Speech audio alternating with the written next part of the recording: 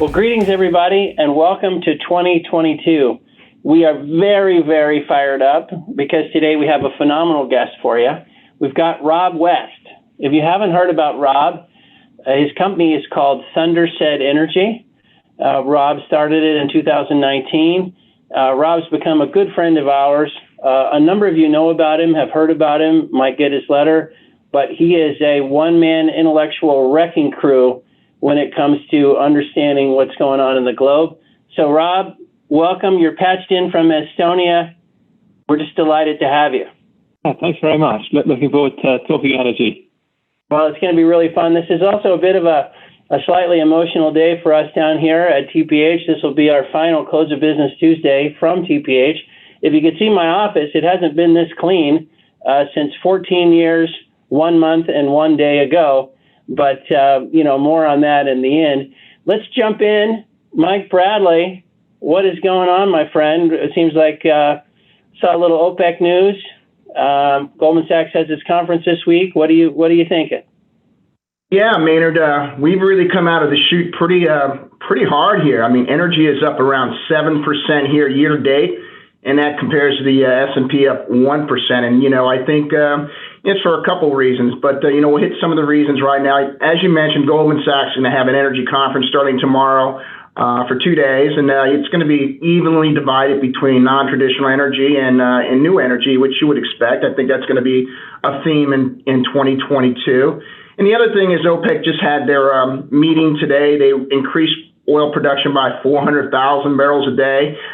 They're talking about the markets looking good. In fact, the surplus that they were expecting at the last meeting is around 250,000 to 300,000 barrels less than they thought because they were dialing in a lot for the Omicron virus. And so, that's where we are right now. So, with that leading off some things, I want to kind of share a screen and maybe give you an idea of, what we're expecting for 2022 for key themes. If we look at this thing, it's here. Bunch of energy themes this year, and we kind of said is the old economy going to continue to outperform? And as you remember, in 2021, energy was the best performing sector by a wide margin, significantly outperforming the S&P and significantly outperforming non-traditional energy. And so we've kind of grouped this into like different areas, with different color themes in here. And I think, right at the top, U.S. politics, what's the Biden presidency going to do? What is midterm elections going to look like? Right now, it looks like it's going to be a blowout for the Republicans. But, hey, it's early in the year. A lot can change. And, I think, right now we saw yesterday the Biden administration is looking for scapegoats for inflation. They're talking about meat packers, maybe looking at was there too much consolidation there? My guess is if energy stays high like we think it will stay in 2022, we're going to start to hear about hey, refiners are making too much money, even though they're probably some of the lowest margin businesses in the world. But we're going to hear some of that. What is that going to mean for things? And some of this other stuff is global diplomacy. I mean, if oil prices stay high, if we have Russia invade Ukraine or one of these things, what does that mean for global politics? What does that mean, just for global markets? And does that actually, if we have some sanctions on Russia, does that force the U.S. to really kind of really go towards, Iran and say, hey, we need your oil. So we don't know how that's going to develop, but something to think about. And as we mentioned earlier, in our commentary, we had OPEC just increase 400,000 barrels a day. The question is OPEC cohesion going to hang? Obviously, they have a new Secretary General replacing Barkindo. He did a great job through the OPEC Plus transition. Will the cohesion continue? We think it will. Saudi continues to remain a de facto leader, and they look like they're firmly in control. I think one of the big issues that we're looking at for 2022 is this whole issue of spare capacity. Is the spare capacity of 4 or 5 million barrels like people think, or is it lower? And all I would say right now is that I think the market in 2022 is going to test that thesis. Right now, we're looking at Russia. Russia has typically been a guy that cheats on quotas. They're not cheating on quotas. A lot of guys within OPEC are not meeting their quotas. And I would tell you that I think what's happened here is underinvestment there, which is also going to be a theme for global underinvestment, is now starting to kind of impact these guys. And so it's something to really watch in 2022. And back down here, we're talking about global discoveries is the lowest in 50 years. And so that's got some global implications as well. The other thing I think is going to be a big issue is if we do have spare capacity is not there, what is that going to do with U.S. producers if we see higher prices? Are we going to see them start to loosen the reins on capital spending? And I think to some degree, I think you will see some reduction of some capital spending. They'll be reducing the reins on that, and it's not only going to be because prices are high. I think what you're going to see is you're going to see global inflation or oil service inflation really start to tick up in 2022, and that means less free cash flow for those producers, which means more revenues for the oil service firms. So I generally think that oil service is going to be a better setup in 2022. Not as good as E&P, but still going to be a better setup. And, kind of round it out here and, the energy transition, one of the things that we've been talking about is going to be the most inflationary thing that we see in our lifetime. We've seen that, fall out in Europe.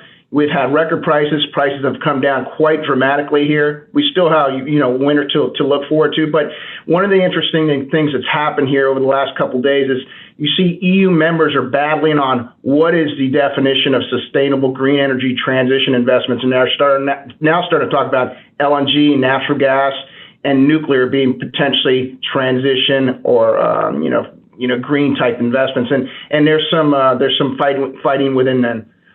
The last thing I'd say, and I think it's going to be the biggest theme, at least for the first half of the year, is this inflationary issue. Is it going to continue to be untamed?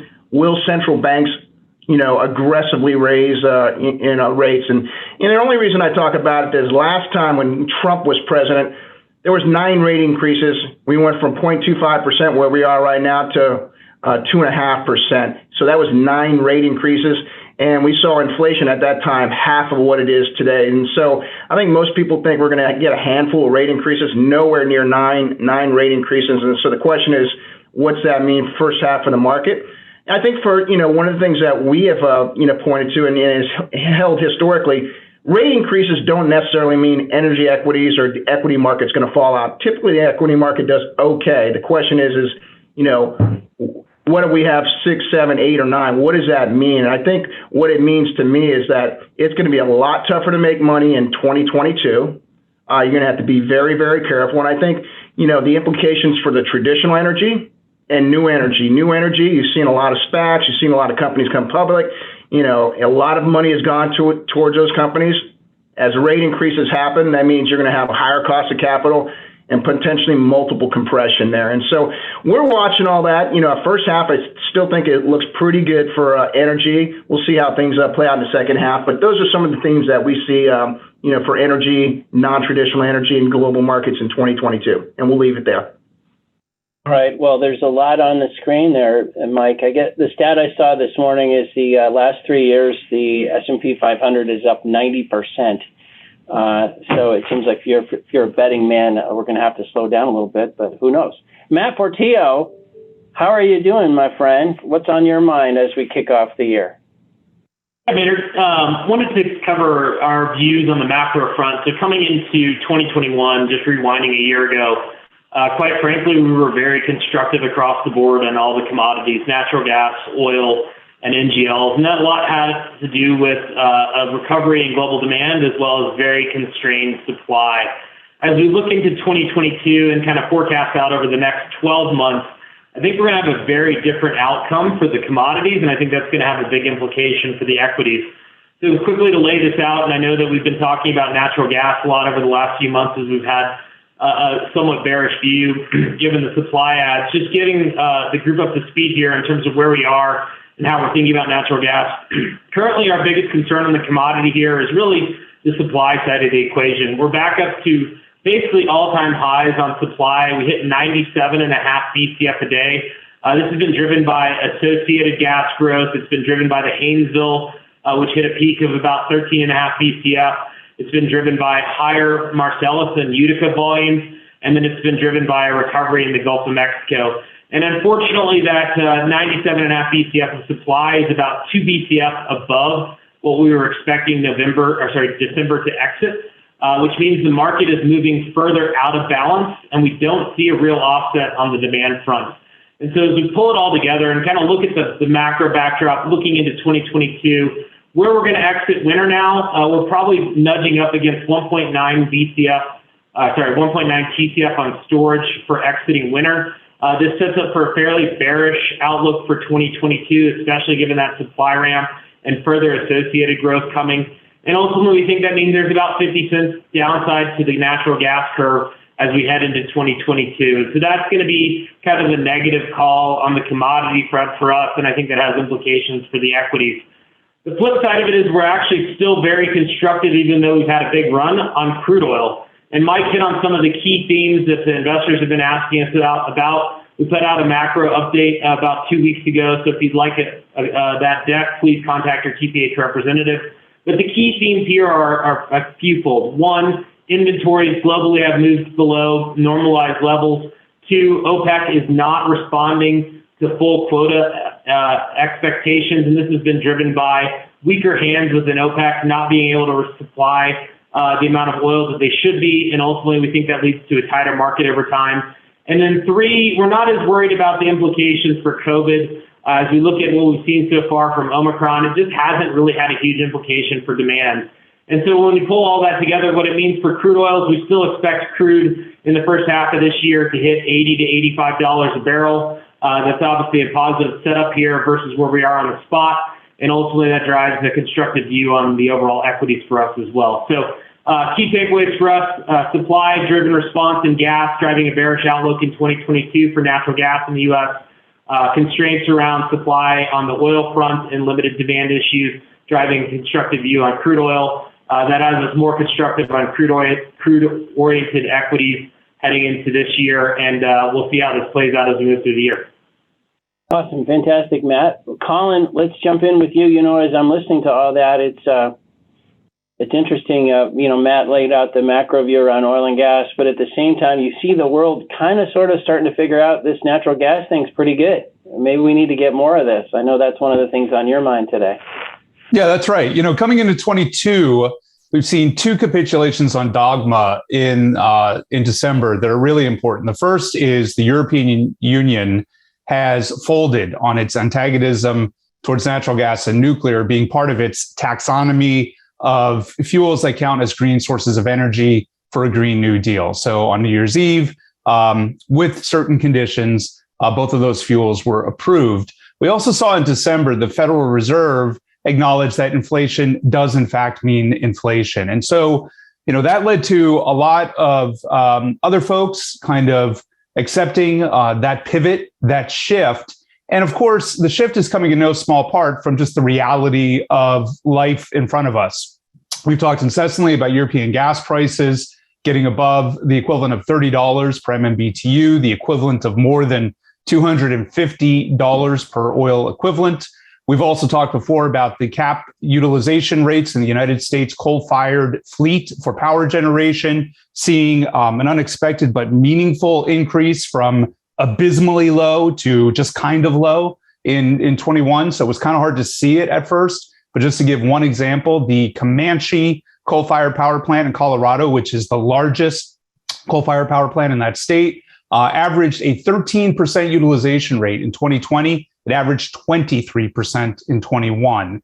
The low for that utilization rate was 7% in 2020, got to 28% in 21. So coal was called upon to meet the dynamics of natural gas that we just talked about. And of course, as Mike just mentioned, we have this debate over meats versus means in inflation. And what I mean by that is the reality of any of us going to a grocery store is beef is up 24% year over year as of the latest CPI number in November. The Dallas Fed trimmed mean statistic, which just gets so heuristic, it's ridiculous, is at 3%. And so as analysts look at markets, you have to ask the question, what's the real price? The price that you pay at the grocery counter, or some invention in a spreadsheet where you take away all the things that are moving higher?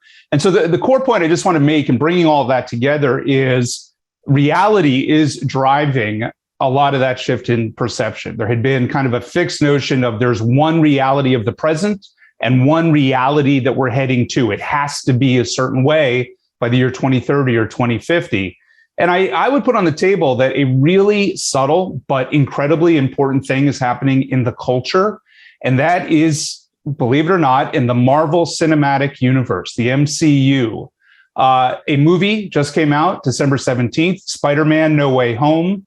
On May 6th, this franchise, which has generated $25 billion in total box office receipts worldwide, will introduce a movie called Doctor Strange in the Multiverse of Madness. Now, if you're not familiar with these movies, the basic shift that's happening in them, and literally tens of millions, if not hundreds of millions of people are paying attention to this, is that there is a multiverse. There are all sorts of alternative realities, and this is probably one of the most popular franchises out there today. So you have millions, if not billions of people open to the idea that there isn't just one reality or one future reality, there's a multiverse. And so I would pay attention to that. I know it sounds like a reach, but I do think that's partly what's happening here. And not everyone has fully absorbed that message. Jeffrey Sachs, Columbia University professor in the Financial Times, was quoted even as we saw the EU capitulate and the Fed capitulate. He sees no financial obstacle to net zero in 2050, which is a really tough argument to make. You can see an obstacle and maybe you think you surmount it, but to say there is no financial obstacle just is really just too extreme. The National Bureau of Economic Research came out and said inflation doesn't matter because of that trimmed mean statistic I just mentioned. And then to wrap up, all of this is happening against the backdrop of harder realities. Russia and China probing against Ukraine and Taiwan. That can go in a bunch of different directions, obviously some worse than others. Turkey is very much in play. We don't have time to talk about it, but incredibly important for emerging markets risk. And then the IMF has told us just in the past 2 weeks that global debt, total debt, surpassed 250% of GDP in the year 2020, driven almost entirely by the developed markets in China. Now, GDP did increase in 21, and that will affect that ratio. But remember, as interest rates rise, the debt number is going to increase too. And so finally, I had coffee with a friend of mine over the holidays. He's a senior long-short equity PM manager at one of the world's largest hedge funds. He's bet hard on EVs for years. It's worked for him, obviously. But he casually mentioned to me over coffee that he now sees no way electric vehicles will be 100% of fleet by 2030. And this is like one of the most bullish EV guys I know. And so that got me interested in taking a look at this and asking the question of, all right, so he lives in Boston. What is the inventory of Tesla Model S within a reasonable range of Boston? If you go to the Tesla website, the maximum range is 200 miles. And the website shows there are 14 units in inventory within 200 miles of the Tesla Model S at an average offer price of $141,000, more or less. There is only one other vehicle. It's a Model X 2019. And when you do all the math, the offer prices for the 21 vehicles average about $137,000. The 22 vehicles average about $145,000. The offer prices between the two model years increased by 6% on a mean basis, almost 9% on a median basis. And remember, this is basically people competing for 14 units in a 200-mile range. And if you go to Los Angeles and other cities, you get similarly low numbers. And so my final point would be that as you think about the enthusiasm for electric vehicles, which are great, and we love electric vehicles, and we have nothing against them, but that's the reality. That's the size of the market. And as you think about who's actually buying $130,000 to $150,000 vehicles, it is not the 18 to 22-year-old who is super excited about Doctor Strange and the Multiverse of Madness. And I'll leave it there. Well, Colin, that was fantastic. There's so much in there. It's a great lead-in for Rob because, Rob, wow, what a world.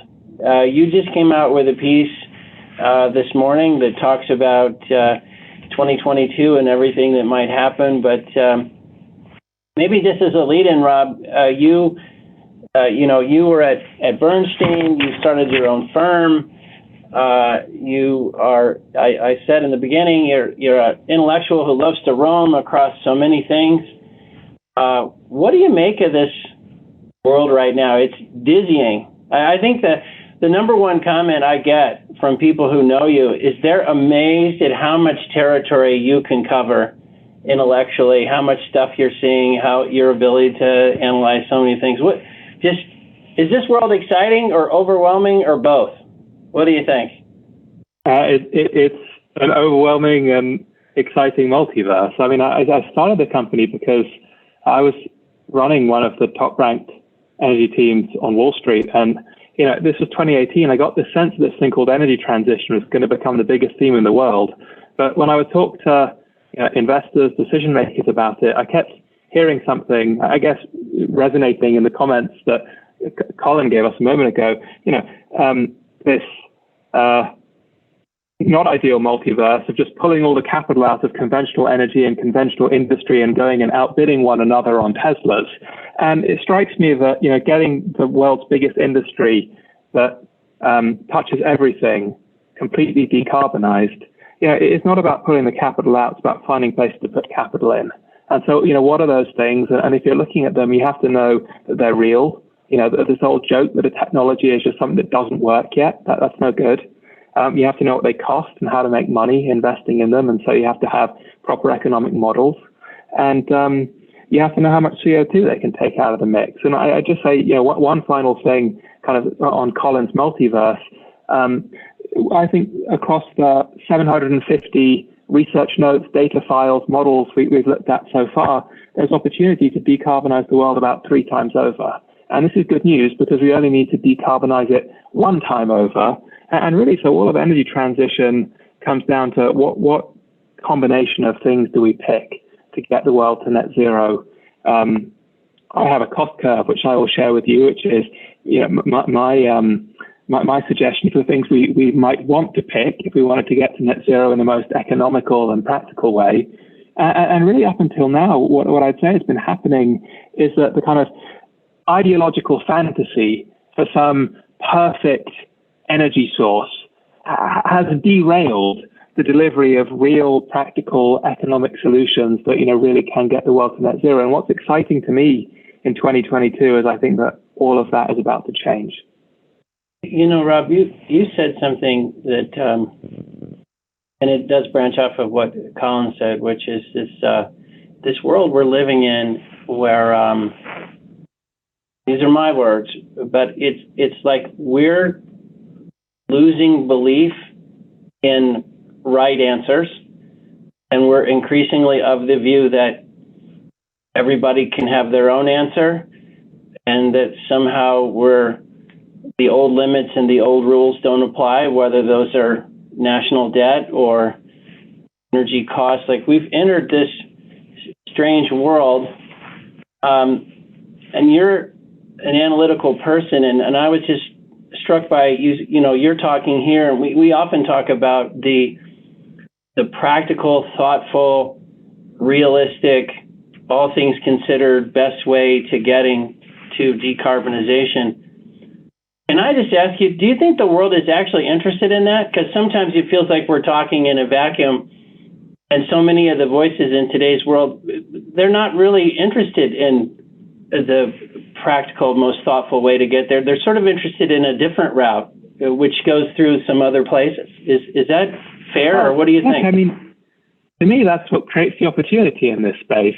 You can bend the parameters of rhetoric, on a 6-month view as much as you want and prove a horse chestnut to be a chestnut horse. You can stretch the laws of economics on a couple of year view. You can persuade yourself that you can overcome the laws of thermodynamics, which some people in energy transition think they're trying to do. But basically, in the long term, that noise will get sorted out. And if the whole world is zigging and going one way, and it's a completely nonsensical way, then, I think you're going to make a lot of money preparing for the inevitable zag. And the inevitable zag is coming in 2022, because I think some of these fantasies that I talked about are possibly going to be shattered by the most devastating energy crisis since the 1970s. Well, in your paper, I'm glad you mentioned that. Your paper, you talk about the potential, just thinking about a really jarring energy crisis. It kind of reminds me of the inflation way. We characterize it as transitory. We all want to believe these things are transitory, and then we realize, like, oops, it's not. and that could happen in energy too. But you make some fascinating comparisons in your paper to what the world was like in the early 70s. Now, well, Maynard, we'll get into all of that, but I've got to be a really bad guest and just say one constructive thing before we go into that. Okay. I just want to say this because it's so important. Like, looking across all this stuff, there are about 80 technologies that I would pick of the 200 I've looked at that actually genuinely get the world to net zero. No cheating, no funny business, like actually net zero, actually good for the planet, actually good for meeting the energy needs of the world and taking out all the CO2.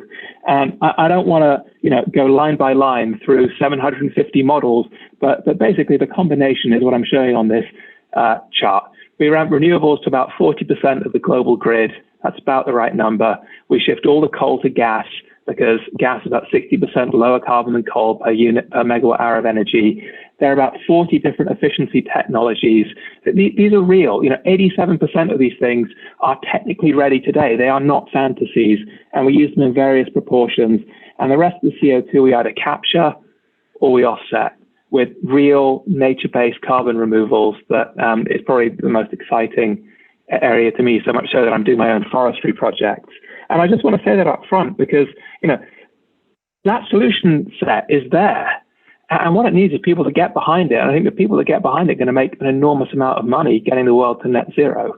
And there are bottlenecks and there are commodities that, are going to be in really short supply and actually building this. That's the nice thing about having 500 models that all hang together is that you can, compare them all and see where the bottlenecks are going to be. But basically, this is doable, and it's something that conventional energy and conventional industry can play a really big part in.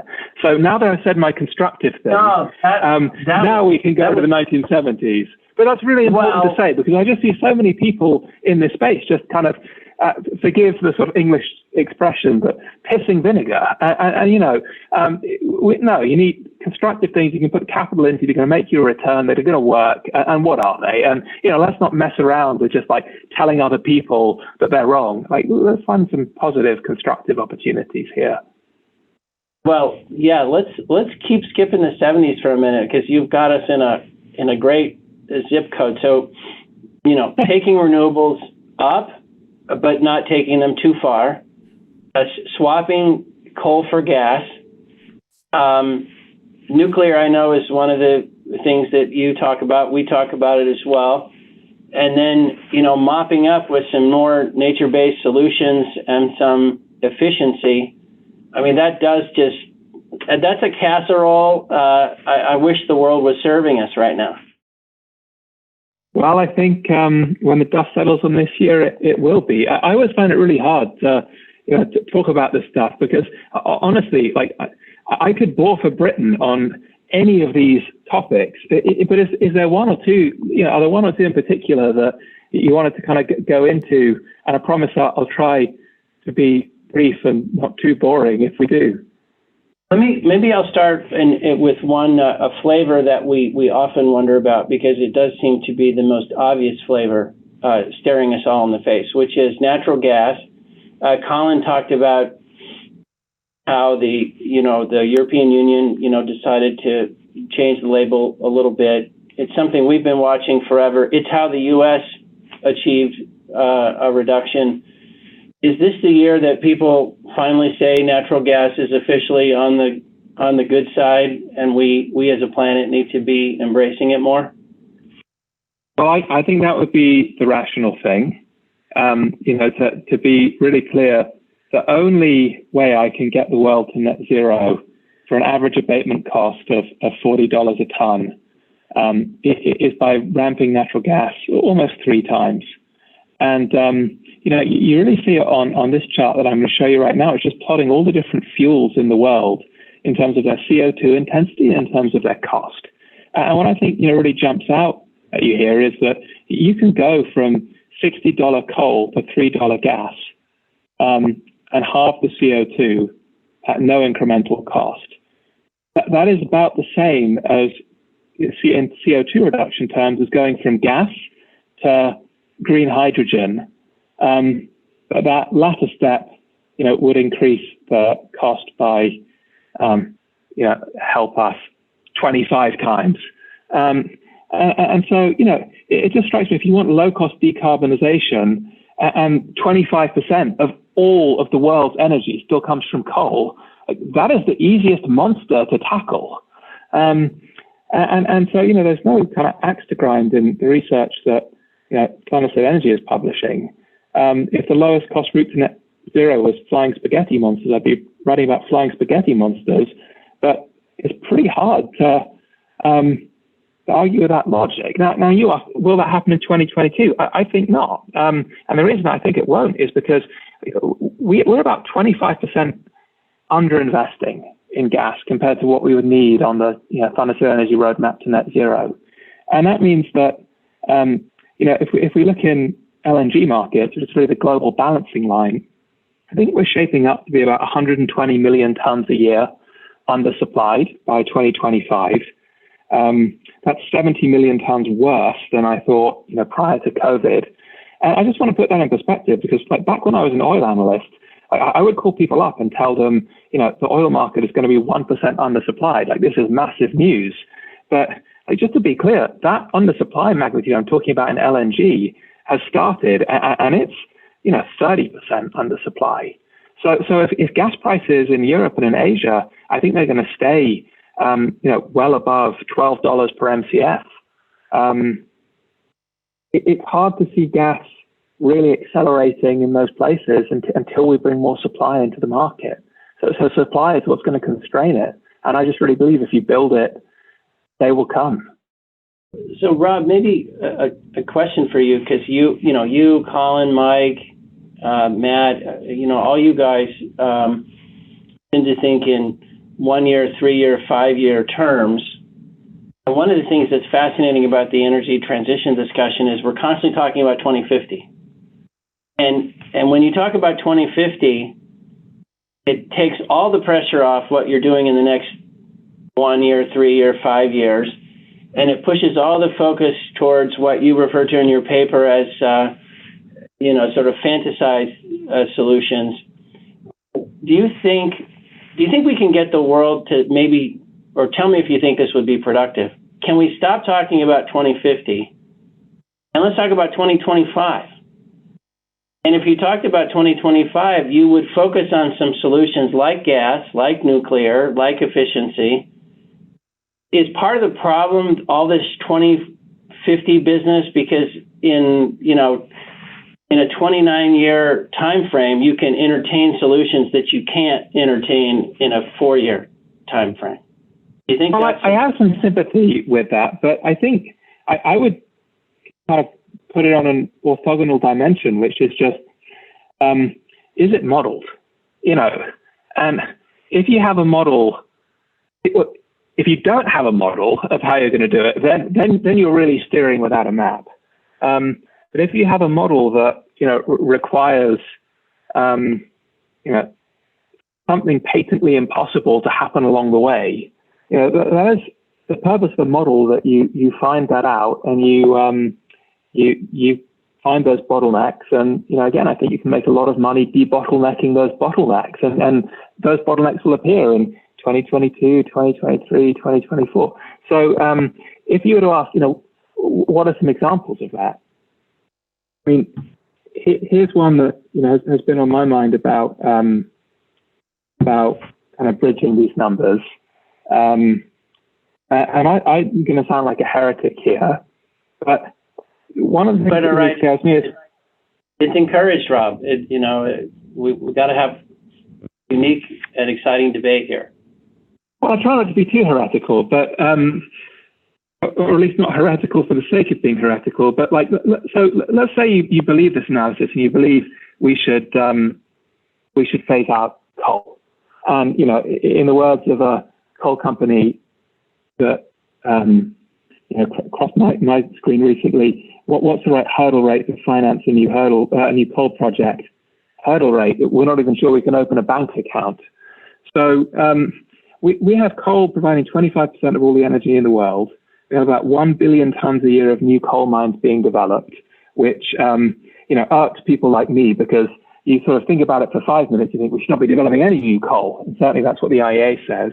And that means that the loss of primary energy from coal between now and just 2030 is going to be 11,000 terawatt hours of primary energy that gets lost, right? So remember that number, 11,000 terawatt hours lost, just because we're not building new coal mines to replace the ones that are maturing and retiring and coming offline.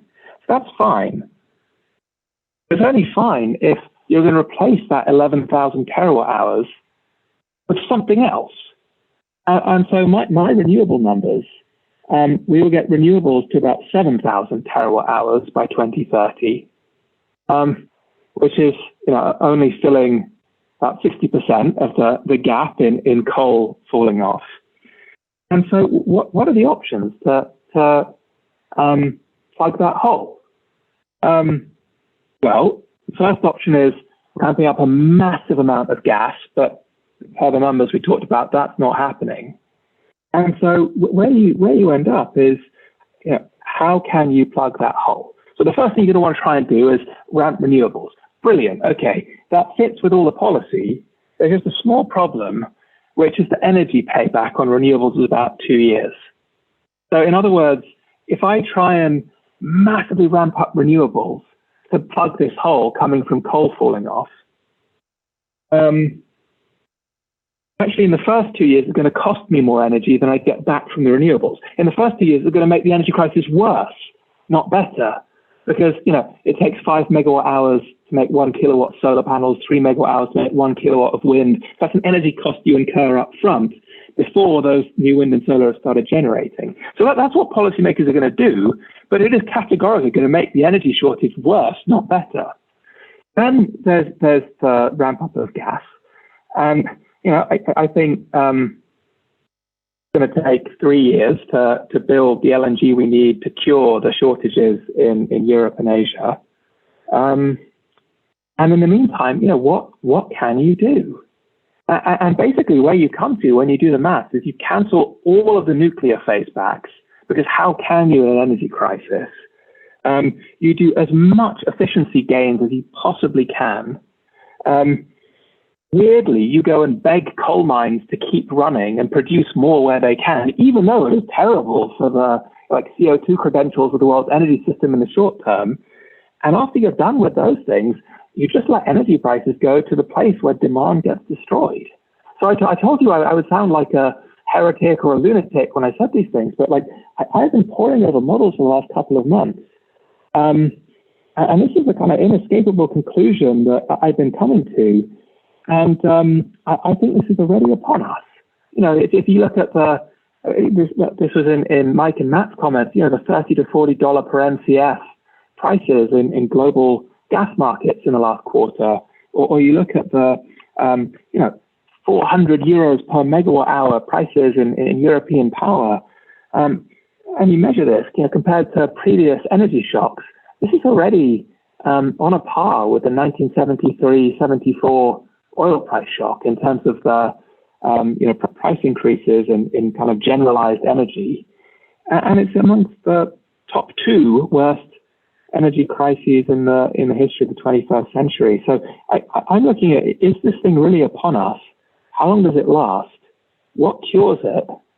And this is why I've kind of been saying that I think everything we know about energy transition could be reshaped this year. Do you think, Rob, just listening to you, and thinking about this conversation, it seems like the world needs let's think COP26 got so much attention, and there was, all the things that happened there. It seems like we need a working group meeting. So COP26 was sort of the fat cats, for lack of a better way to describe them, but it was the world's leaders. But now we need the working group meeting, and the working group meeting would be the people who are sort of mid-level world management, who know these practical things, who know these details, who know these economics, and the working group could come up with a better plan and point out these downside scenarios so that we don't hit them. I don't know if that's a political, a theoretical, or just me fantasizing question. I'm as guilty of fantasy as anyone else, but why can't we get this information to the world so that we don't steer right into the storm?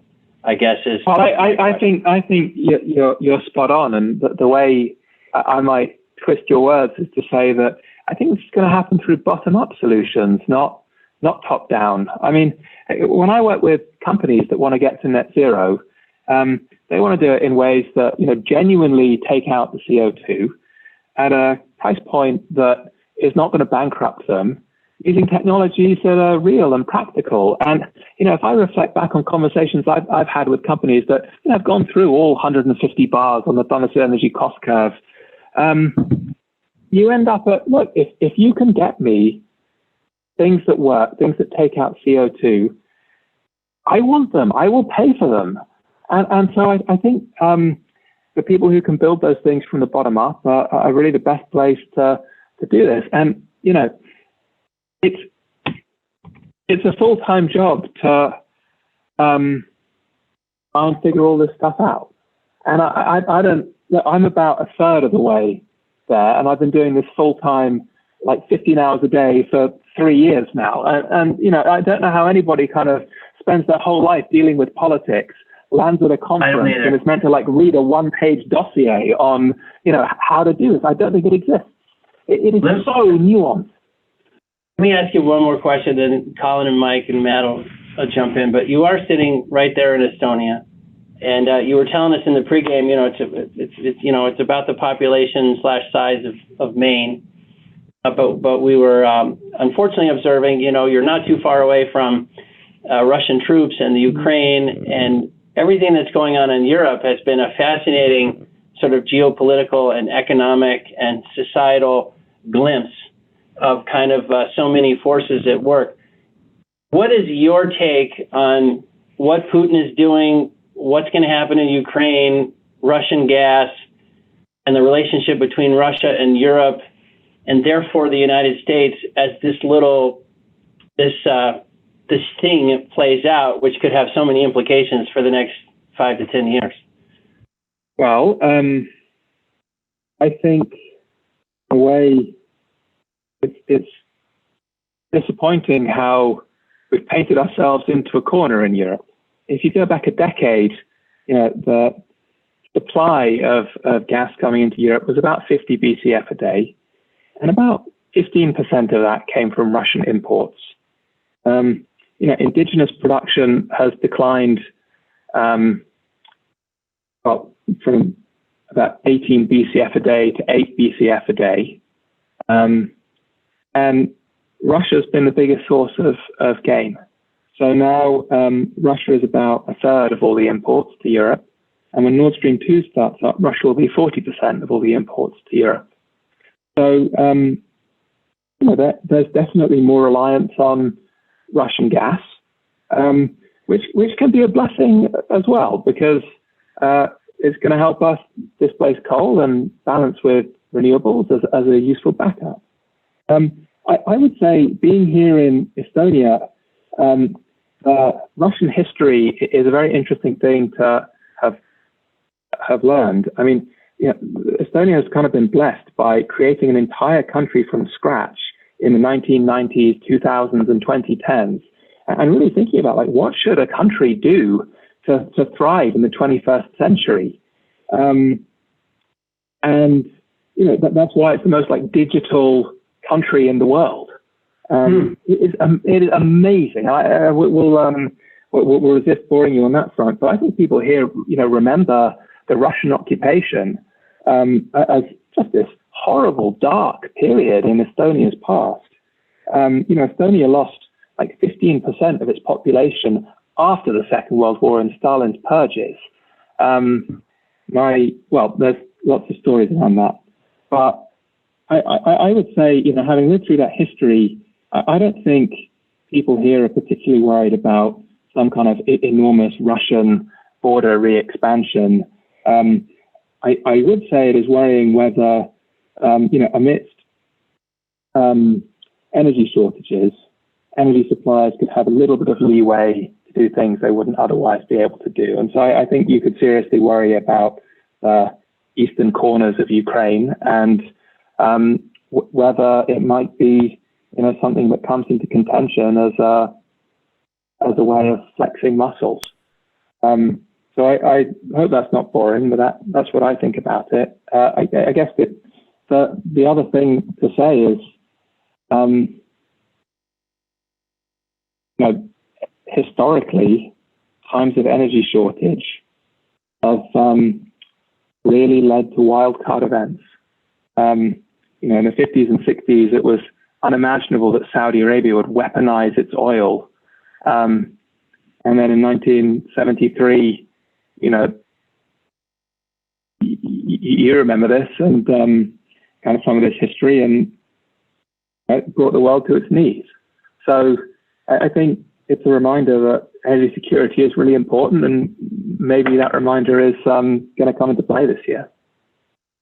Picking up on that, so you do see in the media kind of this pitched battle between folks who say that we're trying to get back to normalization and others who focus more on the crises or the parallels to crises. And in your paper, you lay out other scenarios too. And so as you wrestle with these models that you've played with for the past 3 years, do you find that there's one parameter that you go back to and really kind of, want to type in a different number? Like what are the moving bits in your models that most interest you, that most keep you up at night, that most grab your attention? Because I think that would give us some insight, especially our audience running, real businesses where we all know that there's a possibility that something dramatic happens in Ukraine or Taiwan, but we also know the probabilities are low. It's like low becoming the story, but I still got to live my life day in and day out. Like, what are those elements that you play with in those models? Well, I think the biggest one in terms of the overall picture is how much heavy lifting nature can do.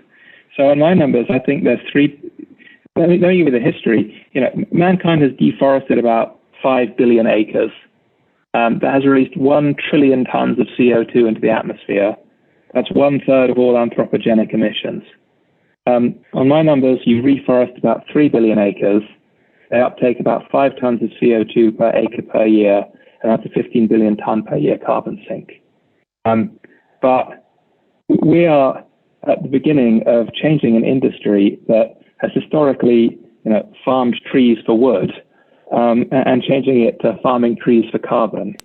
And that is the biggest uncertainty, so much so that, I've started doing my own reforestation projects over here just to learn and just try and understand, like, how realistic is this?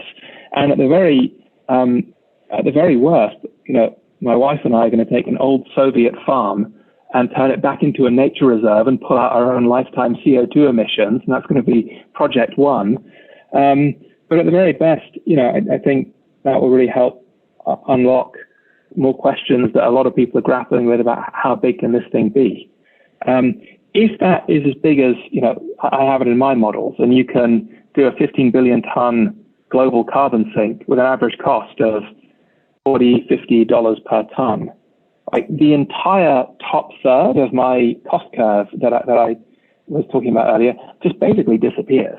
How much would you have to hate nature to pay $1,000 per ton for a direct air capture project compared to taking some degraded land and helping nature reestablish itself there for $50 a ton, right? So I think that's the biggest one as a moving piece. But I get the sense, Colin, I've not answered your question well, and you're thinking more about things that could really be in contention and change this year. No, I actually think that's a super interesting answer. And it dovetails with something that Maynard asked me to do, which was to look at some analytics on what our audience most was interested in 21. And, right there close to the top of the list was the program we did with the Salk Institute, which was focused on nature-based solutions. Well, in fact, one of the most popular episodes we've ever done. And for me, looking at it, it sort of cuts through all that nonsense and the partisanship and the screaming at each other. And that says to me, people running real businesses who really are interested in living in a good world see that is a super interesting and important solution, and they want to learn more about it. We also had Apache on talking about their tree program and others. And by the way, I might push back a little bit and say direct air capture, sure, may be $500 to $1,000 per ton today, but maybe, it's a different cost in the future. It has its own breakthroughs and its own technological developments. And so I'm interested that 45Q, this provision in the U.S. tax code, was also a popular program, where the lawyers at Baker Botts helped us understand, what's going on there. So, I think all of us, kind of are painfully aware of our ignorance on some of these solutions. But those of us who have been beaten up by markets, and I think every one of us has been over many years, know that when stuff like that emerges, you should pay attention to it. Because what will happen is, the consensus, the conventional wisdom will ask you to only look at one or two solutions instead of your cost list of, all those dozens and dozens of other opportunities. I think that's right. I mean, I always like to say that no bar on this cost curve means anything unless you compare it with all of the other bars. And I think momentum is building behind the nature theme. The other one that enormously stepped up towards the second half of the year, was just like you said, was the carbon capture and storage theme. I saw the number of, just kind of anecdotally, the amount of activity and interest in that space treble in terms of the number of projects I've been following in the last 12 months. And, it's one of these things where, the more you learn, the stupider you feel. But I did not realize how favorable the thermodynamics are for compressing and transporting small-scale CO2. And, every one of us who's worked in the energy industry, we always kind of think about it as a scale business. But actually, CO2 is a weird gas, because if you can just get it to about 5 bar and minus 30 degrees centigrade, you've got a liquid. This is not like hydrogen where you have to take it to almost absolute zero by cryogenically freezing it to move it around. And so, I've found the numbers are actually really decent with a $85 per ton kind of CO2 incentive. I think the US could ramp up to about 500 million tons a year of carbon removal projects using CCS in progress by 2030. That's 10% of the US CO2 emissions. And basically that is the MLP industry entire future decade of how do we move the stuff? How do we dispose of the stuff? And $85 a ton, you're looking really good on this cost curve. So I'm really excited about some of the momentum there as well. Hey, Rob, thanks for joining us. It's been really, really interesting to hear what you have to say. One of the things I want to probe is, you were an oil major analyst for a real long time. You know the inner workings of the companies. You know how investors view these companies. You know the cultures at these companies. And I'm just curious. It seems like the overwhelming consensus that these guys are not part of the solution. The multiples had really come down over the years. And, as we talk about the energy transition, and now people are starting to wake up to the fact that, we just can't dump in, Permian assets and go 100% the other way. You really have to balance this. And the Europeans really got out front of the transition a lot quicker than the U.S. majors. And so it's kind of a long way to say is, do you think that the oil majors are part of the solution? Do you think they can be winners here? And, one of the things that we set up early in our call, and we talked about if the capital costs of energy transition go up, does that not only really kind of play into the oil majors' hands because their cost of capital seems like it will be coming down, especially if we have an oil shortage? Just kind of what your thought process is, where we are, where we're going with the oil majors, and how do you see them coming out, say, 4 or 5 years from now? You go just on the costs and you say, build me an energy system that is 100,000 terawatt hours per year and has no carbon attached. Do it in the lowest cost way possible. You end up with 85 million barrels a day of oil, about 325 TCF a year of gas. That's almost trebling today's demand for gas. And this vast service industry of capturing and removing and offsetting CO2. In that world, these aren't the energy majors of 5 years ago or 10 years ago. I think the energy majors that get that right, I have a golden ticket, because when you compare the different costs of all the different options, that route costs about $40 per ton. That's about 3% of the average income of the average American. The other routes that I've seen, some published by international energy agencies who will remain nameless, cost more like $400 per ton. That's about 30% of the average income of the average American, plus the feedback loops where you cause copper to go up when you decarbonize copper, and then the cost of renewables goes up because it uses that copper, then the cost of copper goes up because it uses those renewables. So look, I think the best energy majors that really get it, working towards, we have to make our product there when people need it, as low carbon as we possibly can. And if the world will pay us $50 a ton to take out all the CO2 of that product, and that's an opportunity for us to do it, to measure it, to provide that service, as the world wants it.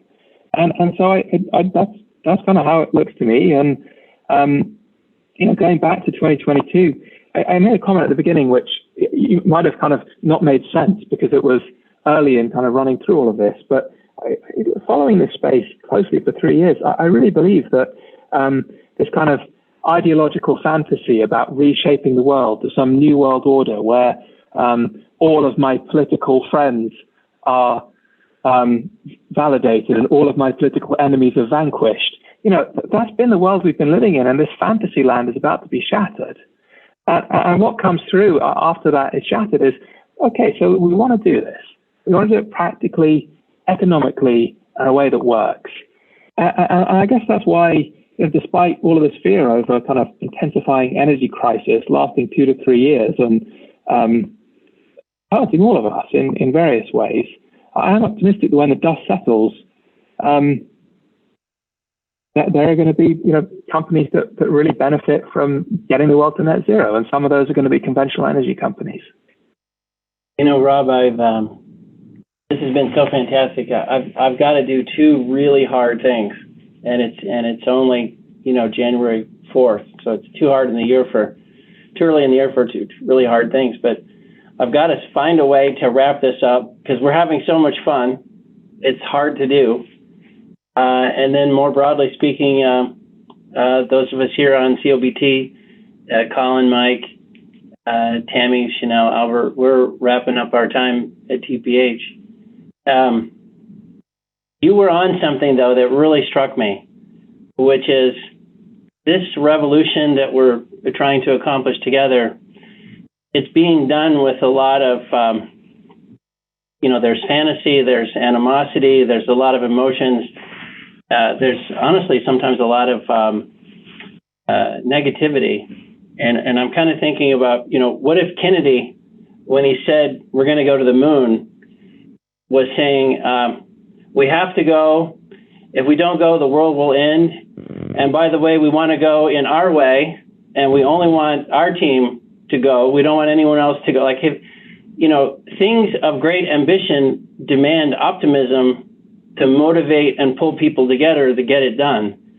And one of the things about the current system that's not good is all the negativity and all the fantasy. So I guess as I'm listening to all this, I wanted to throw that in there because your paper and your thoughts are so level-headed, and they are full of optimism that we can get it done. And I think it's a great roadmap. I hope the world is listening when we send this out because you've done us all a great service. So that's my way of accomplishing the first goal, which is thanking you for joining us and telling you it was every bit as good as we thought it would be. Well, thank you for running through it. I feel like we can never cover all the interesting things I would want to talk about and cover in the course of a discussion like this. But I think it's just shaping up to be an amazing year, and I wouldn't be surprised if everything we know about energy transition changes in a way where we look back on January the 4th and we think, I can't believe I thought that on January the 4th. So I think it's never been a more fascinating time to be looking at opportunities in this space. Oh, fantastic. And now I'll take a crack at the last piece of it. Matt, I saw you, the research team at TPH is doing such great stuff. The banking team at TPH is doing great stuff. Everybody at TPH, we had a great 2021. The firm is really doing so well. It's always hard to leave a place that you love as much as those of us who are going to try something new. We love you guys. We totally believe we're always here for you. And for those of you watching the audience, the next time you hear from us, it'll still be Close of Business Tuesday, but we'll be part of a new platform called Veriton. We're really excited about it. We want to wade into this discussion and make it better. And we want to think about helping the world with the conversation and global capital allocation. We want to take that one on too. So anyway, Happy New Year. God bless you, Rob. It was fantastic to have you. And welcome to 2022, everybody. It's going to be so fun. We're going to get a lot done this year. Thanks all.